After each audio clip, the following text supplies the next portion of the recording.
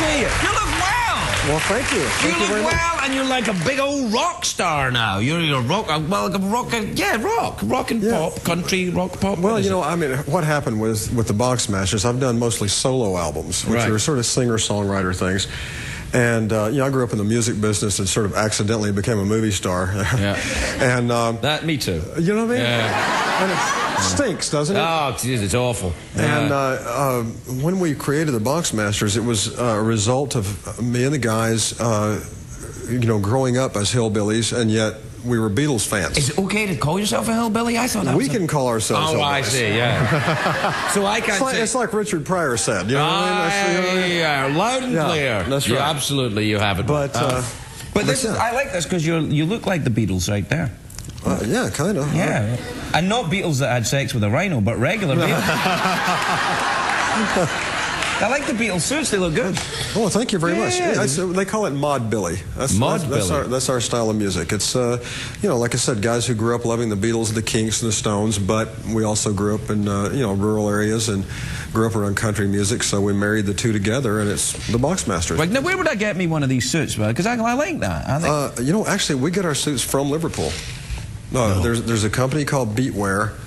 I might be getting a free one for that. Yeah.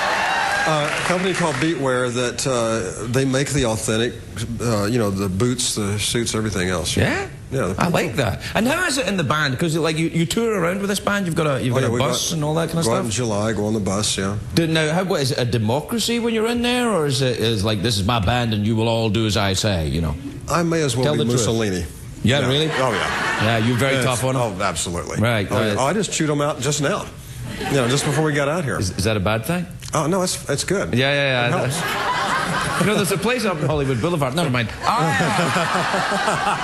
Now the songs you cover some old songs on this as well, don't you? Yeah, it's a 2-record set. So one record is all originals, the other is all covers. And on the cover side, we do some things. I understand you're a Mott the Hoople fan. I like Mott the Hoople. Yeah, Ian Hunter's been here. I loved Mott the Hoople when I was a kid. Me too. Yeah. We did the original Mixed Up Kid, but it's hillbilly style, you know. I like that idea. I remember who was it? The fella that used it. David Lee Roth did Jump in Bluegrass. Did you ever hear that? You know, I saw him on some TV show one night doing one of the Bluegrass versions. Here. Oh, that was it. Yeah. Well, I mean, this is the only one I watched. That's right. That's just the only one I watched.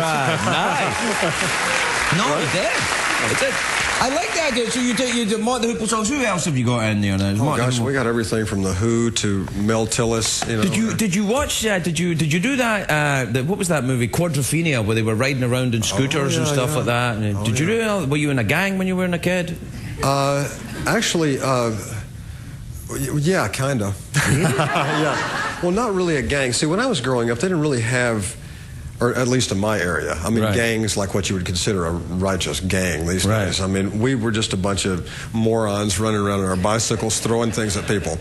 That's a gang. I think it's a gang, right? You know. What would you throw at people? Whatever we could find. Yeah. I mean, you know, and sometimes mud, sometimes rocks. You know, whatever we found. Poop's always a good thing. That sort of thing, yeah, exactly. Now, is this, as far as I know, and I'm right on this, your mother is a psychic, right? Right. Yes. So how's the album going to do? It was... Does she do readings for you? You know, well, she will every now and then. Right. She doesn't like to read for the family because, you know, she doesn't want to see some of it. But she thinks that this is actually going to be pretty darn successful. I mean, you know, my last record did okay, and my solo record, and she was right about that. So, I mean, you know, in the world we exist in, it's sort of the Americana rockabilly world. You don't sell 5 million records. I mean, if you sell 50,000 records in our style of music, that's an amazing feat. So, well, there you are. Then you'll be all right. 50,000. Oh yeah, I mean, you're going to buy 50,000 yourself. I've already got about 25,000. Yeah, I'm fine. Exactly. Now, does your mother not feel? I mean, because I really think if my mother was a psychic, I would be very uncomfortable with that because then she would know what I'd been up to. Right. It would. Does she know about what you've done in the past too? Oh yeah, because most of the rest of us do actually. Yeah, right. That's funny. Yeah. You know, actually, she did see a couple of things on TV before she thought it. Oh, really? Yeah. But, yeah, it was real hard as a teenager to sneak in the house. Yeah, no, I bet. Does she still do it, or she's retired a bit now? Then? Well, sort of semi-retired. I mean, Yeah. she still sees a few of her friends that she's seen over the years and Right. do things for them, but not so much anymore. But no, Has she been out here to LA? You had her out? Oh yeah, she comes out a couple times a year. Yeah, she and, likes it? Likes it here, actually. You know, when I was at the Academy Awards for Sling Blade, actually, Yeah. she was always a big fan of Dwight's. And when we went to the Academy Awards for that, Dwight was her escort. Really? So she still brags about it. Wow. Yeah, it was a pretty big deal. That's kind of awesome. Yeah. You know, I watched that movie again recently, Sling Blade, like maybe 2-3 weeks ago. That's a great movie. Have you seen it recently? I haven't seen it in a long time. You know, you've lost weight since that movie. Yeah, I've gone up and down for movies. I mean, one time I gained 50 pounds for a movie, and it was just wrong. I gained 50 pounds for a movie I was going to see. Oh, no. How did you get rid of it? I'm sorry, that was good. That was really good. Well, it's going to stand out then on this show. But then, what's the how do you get rid of 50 pounds? Well, you just stop acting like a fool. I mean, what I did was to gain the weight. It was for a movie called U-Turn. Right. Yeah. Yeah, with the the glasses and the grease. Yeah. And I would drink 2 Haagen-Dazs milkshakes a night right before I went to bed. I want to be in that night. movie. I want to be in that movie. Yeah. And I ate constantly. And the thing that people don't understand about weight gain is you let alone wheat and dairy, you lose weight instantly. And I'm allergic to both of them, so it's pretty easy for me. You're awesome. I am going to do that from now on. Wheat and dairy. Right I'm telling pasta, worst thing in the world. And if you want to put weight on, you'll do it right away. All right, so don't have any milkshakes and stay out of Italy.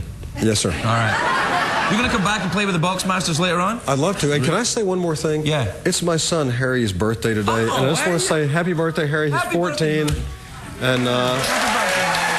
Happy birthday. Billy Bob will be right back with the Boxmasters. We'll be right back with Lewis Black.